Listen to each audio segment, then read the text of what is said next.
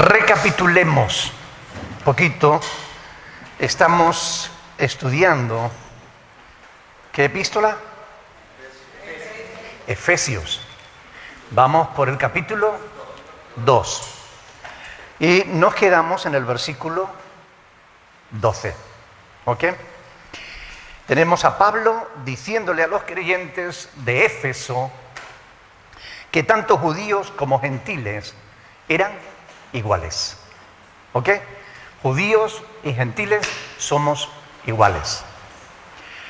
Algo que no era muy compartido ni por unos ni por otros, ¿no creen? ¿Ustedes creen que los judíos estarían de acuerdo con Pablo en esta afirmación? De que los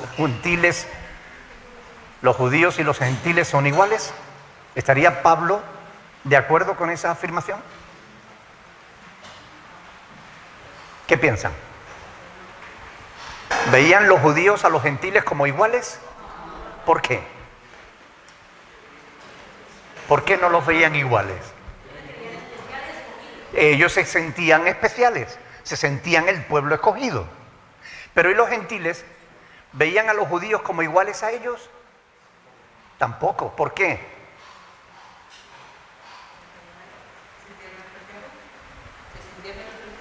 No porque ellos se sintieran menospreciados, sino porque ellos menospreciaban también a los judíos. Lo estuvimos viendo la semana pasada esto. Muy importante quedarnos con todas estas cosas, porque lo que estudiamos tenemos que recordarlo, porque es para esto lo estudiamos, ¿no? Judíos y gentiles en realidad se menospreciaban los unos a los otros. Hoy en día sigue pasando lo mismo, ¿o no? En esta discusión, Pablo les está recordando a los gentiles, en esta epístola, en este capítulo que estamos estudiando, Pablo le está recordando a los gentiles que ellos no eran mejores que los judíos. ¿Ok? Que ellos, antes de creer, de tener fe en Cristo, estaban perdidos. ¿Cómo les dice Pablo? Sin esperanza y sin Dios. A pesar de que ellos tenían muchos dioses, ¿verdad? ¿Por qué les dice Pablo que estaban sin Dios? A ver, que levante la mano quien está hablando. Porque los dioses que ellos tenían no eran verdaderos. Eran dioses falsos. Eran ídolos que ellos mismos se habían fabricado. ¿Ok? Por eso Pablo les dice que estaban sin esperanza y sin Dios. Pero ¿ustedes creen que solo los gentiles eran idólatras? ¿O también los judíos lo eran? ¿Qué piensan? ¿Los judíos? ¿Ellos no adoraban a un solo Dios? ¿A Jehová?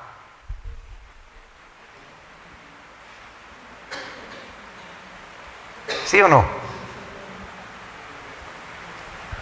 Sí, algunas veces.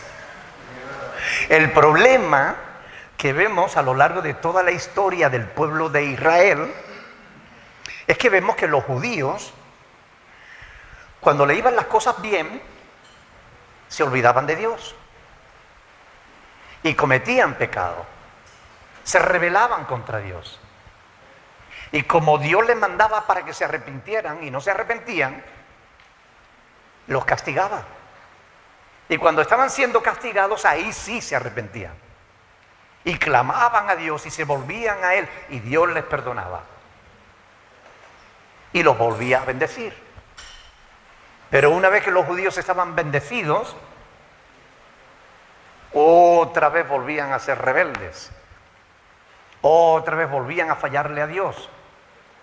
Y también los judíos adoraron dioses falsos. Y esto es una realidad que vemos en las Sagradas Escrituras y que debe ser también una alerta para nosotros. Porque ni nosotros, los cristianos, estamos exentos en caer en la idolatría. Hay cristianos que adoran a imágenes falsas de Dios. Y cuando tú tienes ideas erróneas al respecto de Dios, cuando estás creyendo en un Dios que no coincide, cuando tus ideas no coinciden con el Dios de la Biblia, tú eres un idólatra. porque estás adorando a un Dios que no es el verdadero.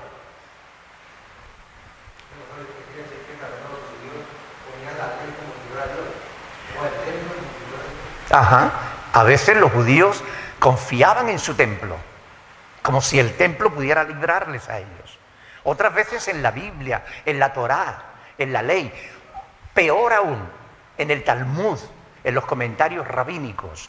Ellos le daban más importancia a los comentarios de los rabinos, de los maestros de Israel, de los ancianos y escribas, que a la propia palabra de Dios.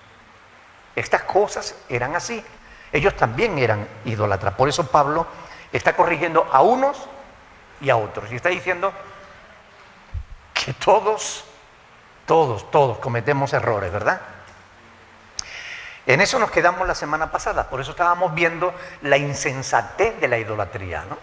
Y nos quedamos en el último texto que vimos, fue el de Jeremías, capítulo 2, del 26 al 28, donde el profeta, o Dios a través del profeta, hace una pregunta, ¿no? Él les dice: ¿dónde están tus dioses que hiciste para ti? Que se levanten ellos a ver si te pueden librar en el tiempo de tu aflicción, ¿verdad? Porque ¿pueden librarnos los dioses que nos fabricamos nosotros? Evidentemente no. Pero la pregunta es lógica, la pregunta tiene sentido, es oportuna, y la exhortación de Dios contra ellos también. ¿Cómo podrán librarle dioses de madera o dioses de escayola, verdad? No tiene sentido. Son frutos de la imaginación humana. En las redes sociales circulan multitud de vídeos donde los ídolos se caen y se rompen. ¿Los han visto? Yo he visto uno donde se le cae el ídolo encima y le pega en la cabeza a uno y sale allí. Porque claro, se le cayó, o sea, lo llevan a hombros, se bambolea, y como es un ídolo de madera o de escayola, pues se cae y si te golpea te hace daño. Pero te puede hacer bien ese ídolo. ¿Cómo te va a hacer bien? Si tú lo dejas en un lugar, allí se queda. No tiene poder para moverse. No tiene poder para escucharte porque es un trozo de madera o de escayola. Y si se cae, se rompe. Si fuera de verdad, ¿se rompería? Me acabo de acordar del pasaje cuando los filisteos roban el arca, ¿verdad? Y lo llevan a su templo. Y ponen el arca al lado de su ídolo, de su dios Dagón. Y a la mañana siguiente, cuando van a adorar a Dagón, se encuentra con que Dagón está en el suelo, con la cabeza por un lado, las manos por otra. Porque delante de Dios no permanece de pie ningún ídolo. Todos son destruidos. Fantástico, ¿no?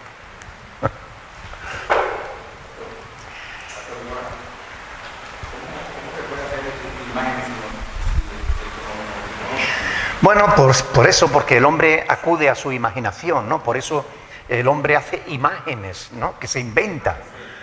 Entonces hay quien hace una virgen blanca, hay quien la hace negra, hay quien la hace de 2 metros, hay quien la hace de 50 centímetros. Y hay tantas vírgenes diferentes. ¿Cuál es la verdadera imagen de la Virgen? Ninguna de ellas. Porque nadie sabe cómo era la Virgen en realidad. Aparte de que la Virgen no debe ser adorada, ¿verdad? La Virgen fue una muchacha que escogió Dios, temerosa de Dios, que Dios la escogió para que diera a luz a Jesús. Pero no tiene por qué ser adorada. Solamente Dios debe ser adorado, ¿verdad? Entonces, y bueno, ¿cuántas imágenes de Cristo hay? En Jerez de la Frontera, que es el lugar de donde yo soy, nosotros decimos Jerez de la Frontera, donde se comen las papas enteras. Allí hay multitud de Cristos. Cada barrio tiene su iglesia, cada iglesia tiene su Cristo. Y cada Cristo es diferente. Ustedes no se pueden imaginar, pero se han formado a veces peleas en Semana Santa Unos diciendo, pues mi Cristo es mejor que el tuyo, por el mío es más milagroso. Por Dios. Ninguno de ellos sirve para hacer milagros. Son de madera.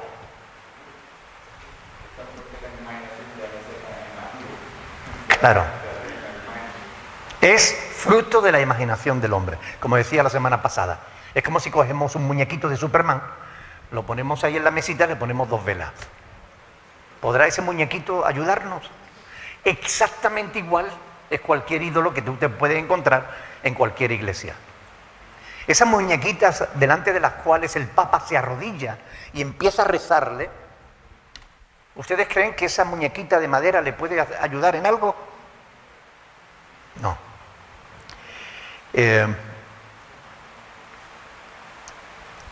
La pregunta de Dios es lógica. ¿Dónde están vuestros dioses? ¿Verdad? ¿Acaso pueden ser dioses los que el hombre fabrica con sus manos? Si tú fabricas un dios, entonces tú eres el dios de ese dios. No tiene sentido ninguno, ¿verdad? ¿Podrán salvarles cuando se enfrenten al Dios verdadero? Yo no confiaría en que un trozo de madera o de escayola les pueda ayudar, ¿no? Lean conmigo Isaías 44. Este es un texto de verdad fantástico. Isaías capítulo 44, que habla justamente de este tema, ¿no? Versículo 12.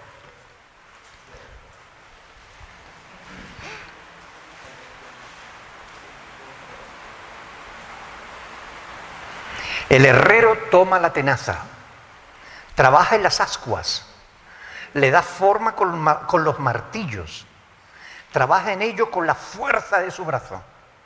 Luego tiene hambre y le faltan las fuerzas. No bebe agua y se desmaya. El carpintero tiende la regla, lo señala con almagre, lo labra con los cepillos, le da figura con el compás, lo hace en forma de varón, a semejanza de hombre hermoso, para tenerlo en casa. Corta cedros y toma ciprés y encina, que crecen entre los árboles del bosque. Planta pino, que se críe con la lluvia. De él se sirve luego el hombre para quemar, y toma de ellos para calentarse. Enciende también el horno y cuece panes. Hace además un dios y lo adora. Fabrica un ídolo y se arrodilla delante de él. Parte del leño quema en el fuego. Con parte de él come carne. Prepara un asado y se sacia. Después se calienta y dice, oh, me he calentado. He visto el fuego. Y hace del sobrante un dios, un ídolo suyo. Se postra delante de él, lo adora y le ruega diciendo, líbrame porque mi Dios eres tú. Miren lo que dice el Señor, dice, no saben ni entienden, porque cerrados están sus ojos para no ver y su corazón para no entender. No discurre para consigo, no tiene sentido ni entendimiento para decir parte de esto quemé en el fuego y sobre sus brasas cocí pan, asé carne y la comí. Haré del resto de él una abominación. ¿Me postraré delante de un tronco de árbol? Mire, este pasaje que acabamos de leer del profeta Isaías, capítulo 44, está en todas las Biblias católicas. Un día yo estaba enfermo en casa y no pude ir, era domingo y no pude ir al culto. Estaba en Jerez de la Frontera todavía. Entonces yo estaba enfermo en casa con una fiebre, una gripe terrible, y me dio por poner la televisión, digo, a ver si hay carrera de moto o algo de eso que me distraiga. Y estaba la misa.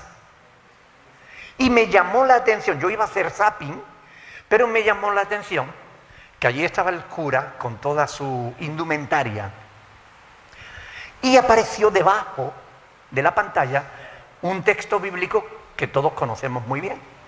Éxodo capítulo 20, versículo del 4 al 6. Dice, no te harás imagen ni ninguna semejanza de lo que hay arriba en el cielo, ni abajo en la tierra, ni en las aguas debajo de la tierra. No te inclinarás ante ellas, no las honrarás. Todo eso leyéndolo en la Biblia. Y el título, o sea, y la cita puesta en la parte de abajo. Y ese hombre que estaba leyendo las Sagradas Escrituras tenía una imagen detrás que si se le caía lo aplastaba y lo mataba. Y yo pensé, se cumple lo que dice la palabra de Dios. Teniendo ojos para ver, no ven. Cerrados están sus ojos para no ver. Porque no han querido creer la verdad. Prefieren creer en las tradiciones de los hombres.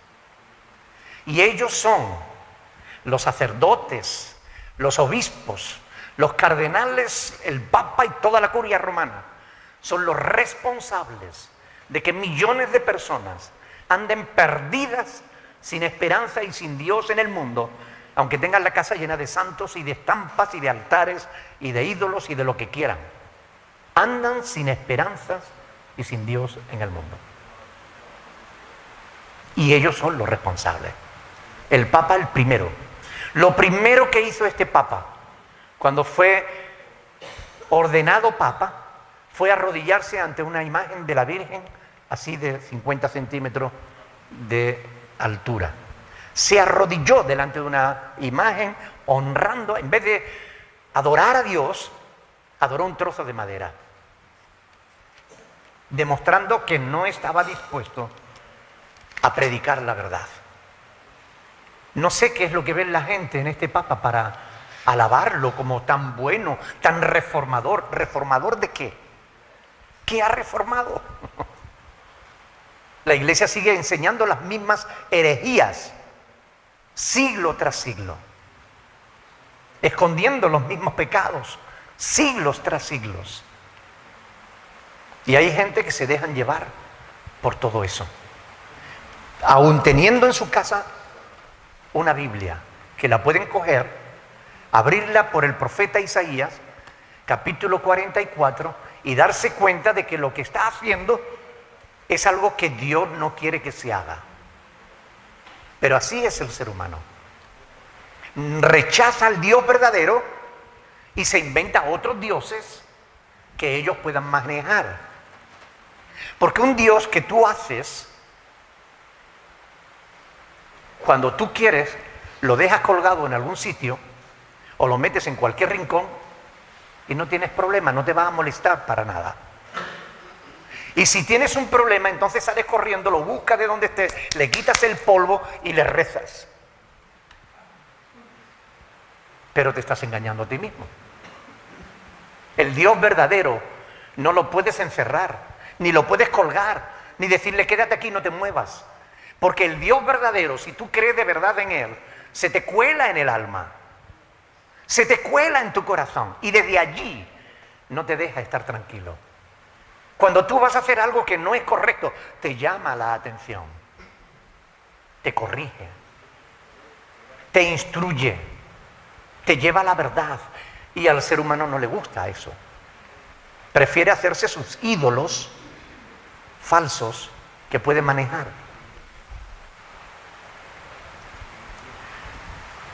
No tienen entendimiento.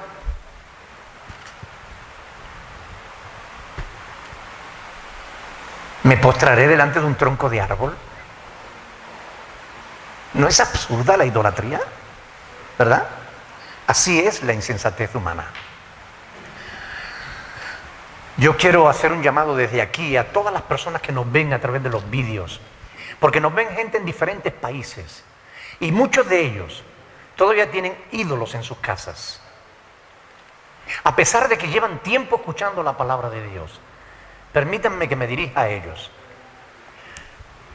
Cuando ustedes están adorando ídolos, cuando están guardando muñecos de madera o de escayola, estampas de papel, ustedes están enojando a Dios, están ofendiendo a Dios, porque Dios no es de madera, no es de escayola, ni es una estampa de papel.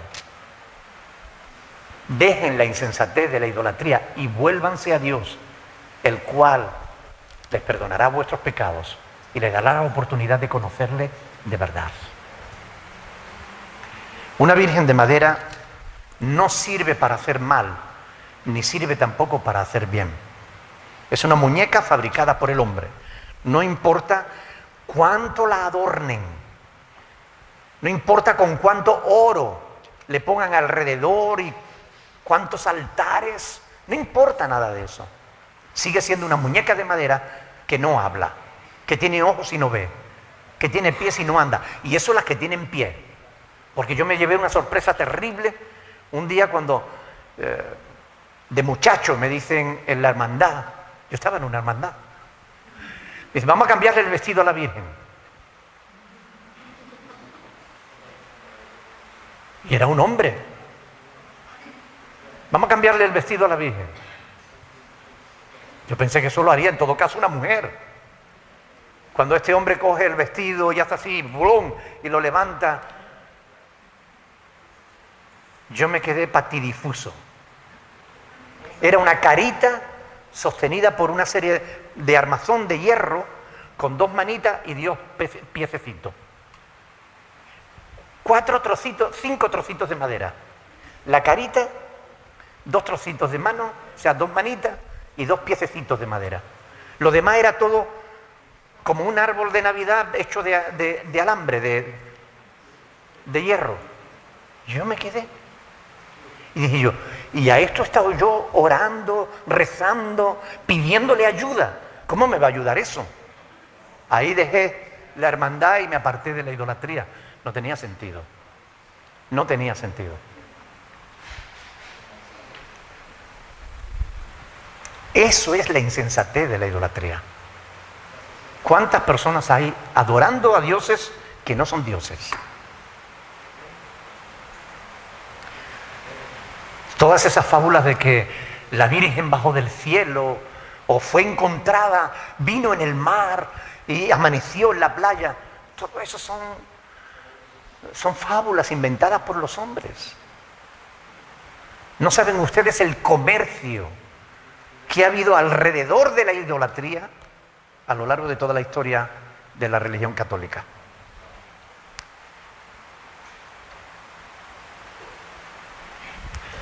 Ahora, ¿ustedes creen que es posible que alguien que conozca al Dios verdadero se pueda volver a la idolatría? Hablábamos antes del pueblo de Israel, ¿recuerdan? Ellos conocían al Dios verdadero. Y sin embargo, había veces que por intereses se volvían a los ídolos. Salomón, porque se dejó llevar por sus mujeres. Malas son las mujeres. Es broma, es broma. No. Acabó levantando un templo a un Dios falso frente al templo de Jerusalén. Semejante blasfemia. Aquel que había sido el hombre más sabio del mundo acabó hecho un tonto.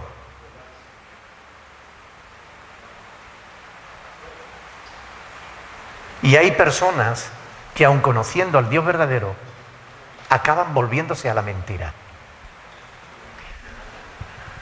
Conozco personas que han vivido en la esclavitud de la religión. Digo literalmente, en la esclavitud de la religión. Han estado asistiendo a iglesias que no son iglesias. Son grupos religiosos que comercian con la fe de la gente y les roba descaradamente. Gente que han hecho de todo. Las han desplumado literalmente hablando. Cuando han salido de allí y se han convertido al evangelio de verdad, han alabado a Dios y han dado testimonio. Gracias, Señor, por habernos sacado de ese lugar de mentira donde nos manipulaban, donde nos hacían hacer cosas que no eran conforme a tu voluntad. Ahora estamos en la verdad. Gloria a Dios. ¿Ustedes creen que personas así podían volverse otra vez a esos lugares de donde salieron? Pues sí. Pues sí. Tenemos algunos casos de personas que han pasado por aquí, que han salido de falsas iglesias, que han conocido la verdad del Evangelio y se han vuelto a ir a esas falsas iglesias. Unas por miedo, porque esas falsas iglesias, cuando la gente se les va a ir, las amenazan. La maldición de Dios va a caer sobre tu vida. Tu matrimonio se va a destruir. Todo te va a ir mal. Te vas a quedar sin trabajo. Tus niños van a enfermar. Déjenme decirles algo. Si un pastor te maldice, es un falso pastor, no es un siervo de Dios. Porque los siervos de Dios conocemos las Escrituras. Y Romanos capítulo 12, versículo 14, dice: bendecid y no maldigáis. Por tanto, un verdadero pastor jamás va a maldecir a nadie. Y hay personas que cuando han salido de esos grupos y le ha salido cualquier cosa mal, han corrido otra vez para esos grupos, pensando que si no la maldición de Dios iba a caer sobre ellos. Olvídense, Dios no maldice a la gente por hacer su voluntad. Hay otras personas que se han ido por otros motivos. Por ejemplo, porque se les ha corregido, se les ha llamado la atención. Claro, en esos grupos, como lo único que importa es el número de gente, porque a mayor número, mayor ofrendas, mayores diezmos, mayor cantidad de dinero, ahí no se corrige el pecado, ahí no se corrige el mal. Da igual, tú puedes hacer lo que quieras, que mientras que tú diezmes, mientras que tú des tu ofrenda, los pastores te van a sonreír y te van a saludar sin problema. Pero en el momento en el que tú estás en una iglesia de verdad y no estás andando conforme a la voluntad de Dios, se te va a corregir.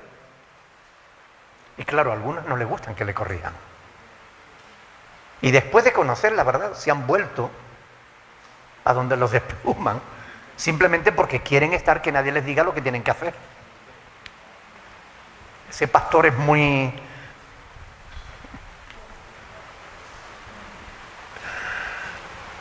Y es que los pastores tenemos que corregir el mal. Para eso hemos sido puestos en el pueblo de Dios, ¿no?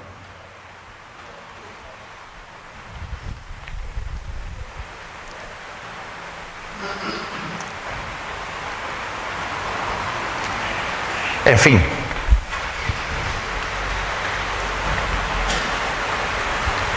Israel y Judá lo hicieron continuamente, de verdad. Y lo vemos en la historia bíblica. ¿Cuántas veces les fallaron al Señor? Y el Señor les decía vez tras vez: volveos a mí, convertíos, y os seré propicio. Dios rogaba al pueblo que no se apartara de Él. Y no solamente a la iglesia, al pueblo de Israel, en el Nuevo Testamento, a la iglesia, Dios también le hace el mismo llamado. Nos llama a que reconciliemos a la gente con Dios. Dice, como si Dios rogara por medio de nosotros, os rogamos, reconciliaos con Dios. Dios quiere bendecir a todo el mundo, pero no todo el mundo quiere tener a un Dios de verdad. Porque el Dios de verdad te da la palmadita cuando te tiene que dar la palmadita y te la da más fuerte cuando te la tiene que dar más fuerte. Así es Dios. Dios nos ama y desea lo mejor para nosotros.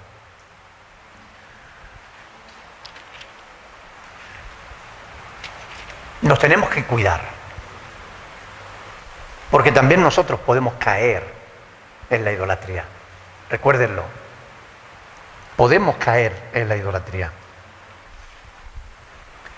Volviendo al pasaje de Efesios, porque si no se me va el tiempo y no me doy cuenta. Estábamos en el 12, ¿no? Leamos desde el 12 al 13. En aquel tiempo estabais sin Cristo. Efesios 2:12. En aquel tiempo estabais sin Cristo, alejados de la ciudadanía de Israel y ajenos a los pactos de la promesa, sin esperanza y sin Dios en el mundo. Pero, qué bueno, los peros no siempre son buenos, pero en este caso sí. ¿Ok?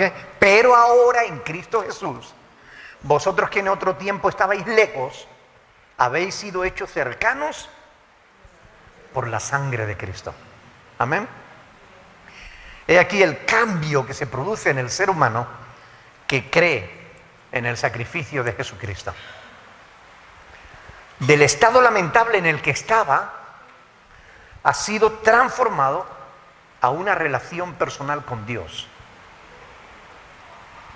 Pero esa transformación que nos permite relacionarnos con Dios, nos tiene que permitir también relacionarnos no solo con Dios, sino también con las demás personas. Porque si tu fe en Dios, yo creo que lo dije el domingo, no mejora tu relación con los demás, algo falla en tu fe para con Dios. El Cristo de la Biblia nos lleva a relacionarnos mejor con Dios y a relacionarnos mejor los unos con los otros. No es lógico que una familia como la familia de Dios, somos hermanos en Cristo, tenemos un mismo Padre. No es lógico que estemos separados unos de otros, que estemos enojados unos con otros. Tenemos que aprender a llevarnos bien, porque les voy a contar un secreto, no se lo digan a nadie, por favor. Vamos a tener que pasar la eternidad juntos.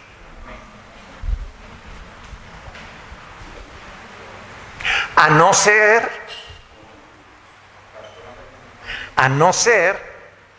que no quieras relación conmigo y entonces te quedes fuera, porque yo pienso entrar. Perdónenme, pero yo no me quedo fuera por culpa de nadie. Yo voy a entrar sí o sí. No porque yo lo merezca ni porque yo sea mejor que otros, sino porque creo en el Evangelio de Jesucristo y lo creo firmemente. Yo sé que voy a entrar. Por su amor, por su gracia, por su misericordia, yo voy a entrar. Así que empecemos a llevarnos bien. Amén. Querámonos mucho los unos a los otros, porque vamos a pasar toda la eternidad juntos. Tenemos que hacer un esfuerzo por mejorar nuestra relación con Dios y nuestra relación con los demás. ¿Sí o sí? ¿Están de acuerdo o sí? No digo o no, porque no tiene cabida en esto. Tiene que ser sí o sí.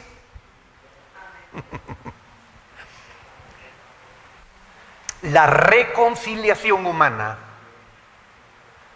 es posible por medio de Cristo.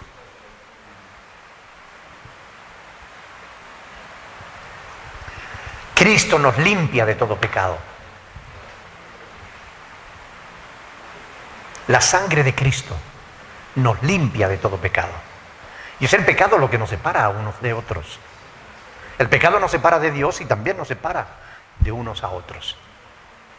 Pero si Cristo nos limpia de todo pecado, ya no hay obstáculo, ya no hay motivo de separación. No tenemos por qué estar lejos ni enojados.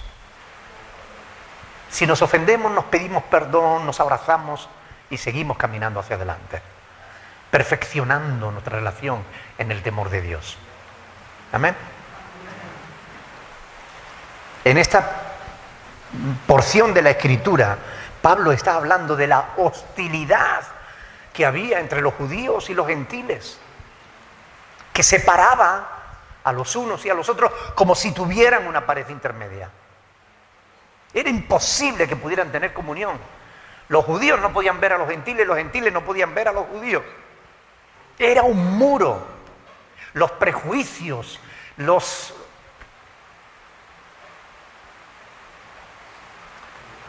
pecados separan al ser humano. El remedio no es otro que Cristo. Los griegos llamaban bárbaros a los que no eran griegos. Los judíos llamaban perros a los que no eran judíos. Los romanos llamaban hijos de asnos a los judíos.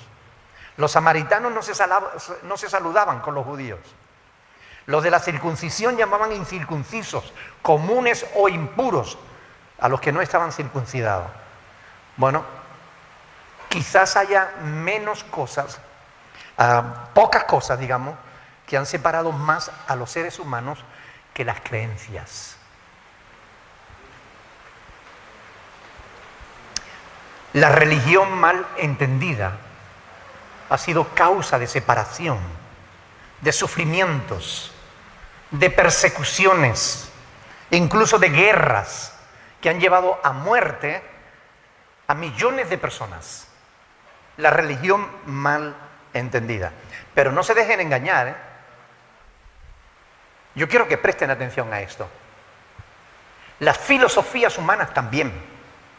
Las políticas de los hombres también.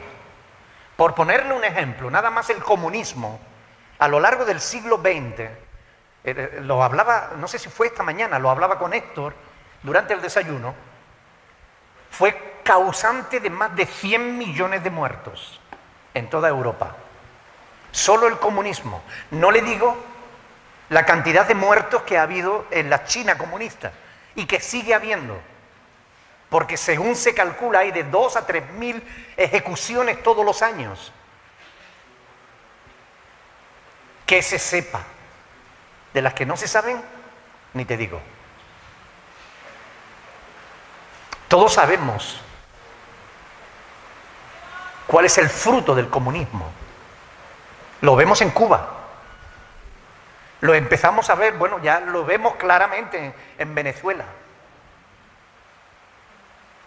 Pero miren, no es solo el comunismo. No son solo las políticas de izquierdas las que matan. Las políticas de derechas también matan. Millones de personas siguen muriendo de hambre a pesar de que tenemos los recursos necesarios para que no muriera nadie, al menos de hambre. Pero los intereses económicos, las grandes corporaciones bancarias, los que controlan los capitales. Ustedes saben que incluso el trigo ya no es libre, tiene copyright. El trigo que ahora se está sembrando no es un trigo como el de antes, ahora es un trigo transgénero, ¿cómo se dice? Transgénico, perdón, transgénico. Es que esto de, ahora hablaremos de la ideología de género, pero es transgénico. Y pertenece a una empresa multinacional. De tal modo que el trigo que antes servía para poder dar de comer a las gentes en África, ahora hay que comprárselo a esa multinacional, a un precio elevado. Por eso, cuando se creía que el hambre en el mundo iba a desaparecer en el año 2000, resulta que a partir del año 2000 hay más hambre en el mundo que antes. Políticas de izquierda y de derecha, aunque ahora los políticos dicen que no son ni de izquierda ni de derecha, todos dicen que son del centro. Yo creo que no saben dónde está el centro.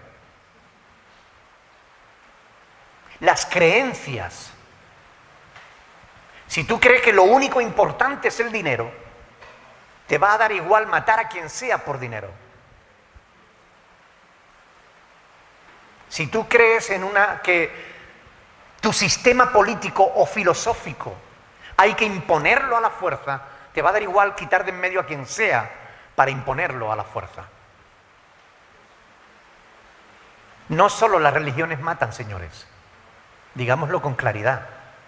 Las filosofías humanas, las políticas también matan, y a mucha más gente que la religión. A veces se habla en contra de la religión y no se tiene en cuenta la realidad, la otra cara de la moneda.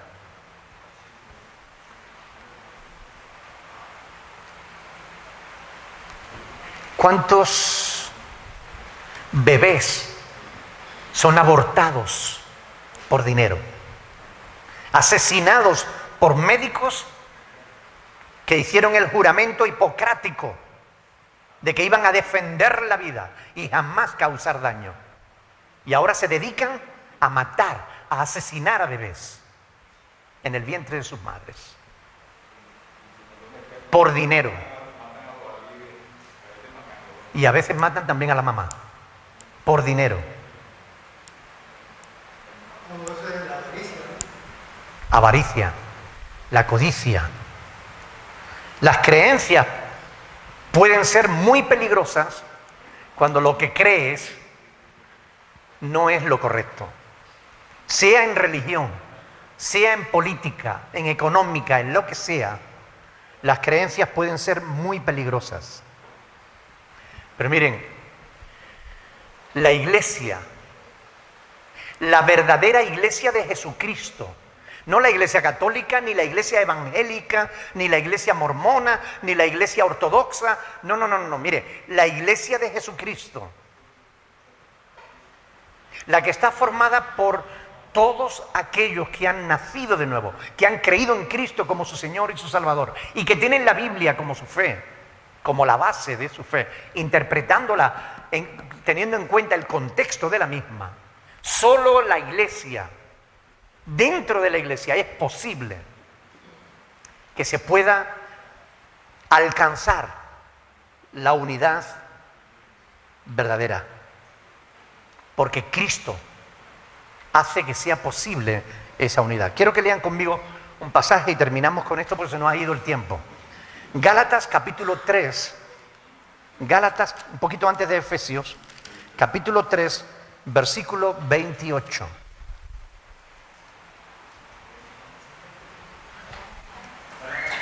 Gálatas capítulo 3, versículo 28. Hablando de la iglesia, dice aquí Pablo, dice, ya no hay judío ni griego, no hay esclavo ni libre, no hay varón ni mujer.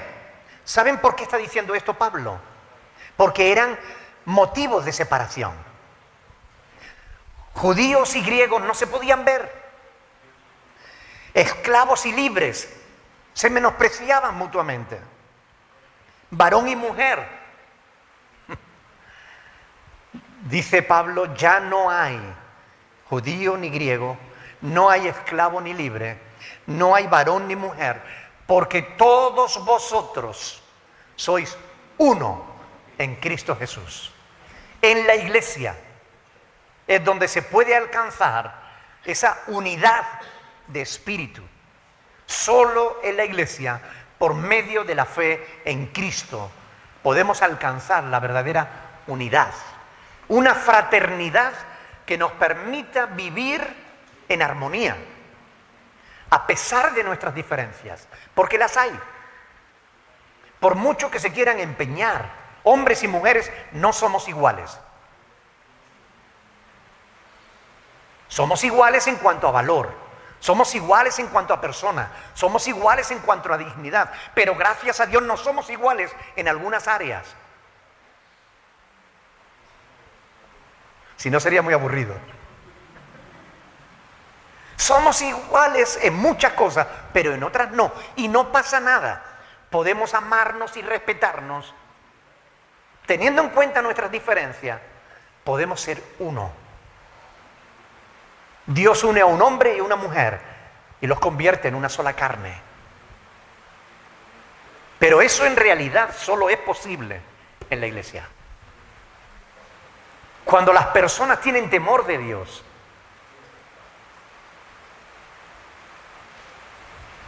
blancos y negros, ricos o pobres, analfabetos o intelectuales, todos podemos ser uno en Cristo Jesús. Amén. Tenemos que orar que el mundo se convierta a Cristo, porque esa sería la solución de todos sus problemas. Y sabemos que esto no va a ocurrir, porque está profetizado que lo que hay, lo que algunos llaman el gran avivamiento, viene un gran avivamiento. Falso. Lo que viene es una apostasía generalizada. Y lo sabemos.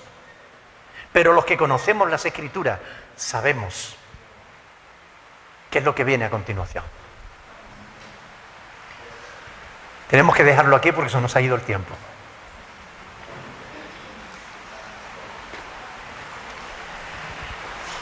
Damos gracias al Señor por su palabra, que nos ayuda, que nos enseña y que nos muestra la verdad de Dios para nuestras vidas. Hermanos, no tenemos por qué vivir fijándonos en las diferencias. Qué bueno sería que cada uno de nosotros pudiéramos ver a Cristo en el otro. Mírense unos a otros. Mírense.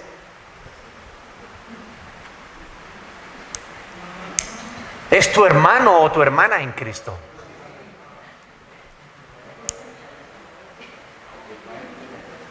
¿No?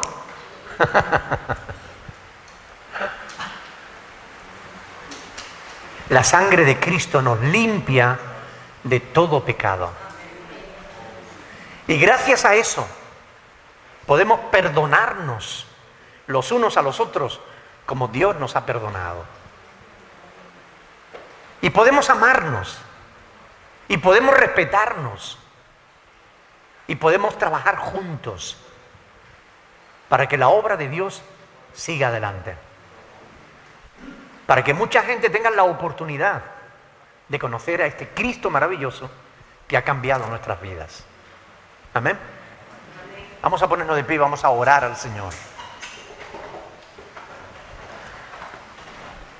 Me gustaría, por favor, que alguien ore en voz alta, dando gracias a Dios por nuestro Señor Jesucristo, por su obra en la cruz en nuestro favor y por habernos permitido formar parte de su familia. Ánimo.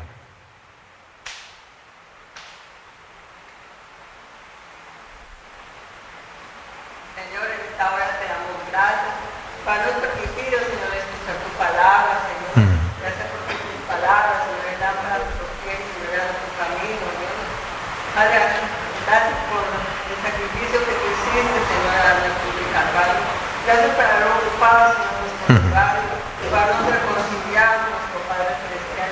Y gracias a ese sacrificio, hoy tenemos relación con nuestro Padre, con nuestros hermanos, Señor. Sí, Señor. Padre, te agradecemos, Señor, que hayas tenido tanto amor para con nosotros, Señor. Enséñanos también a amarnos los unos a los otros, así como tú nos has amado, Señor. Amén. Para que así todos sepan que somos así tus discípulos, Dios.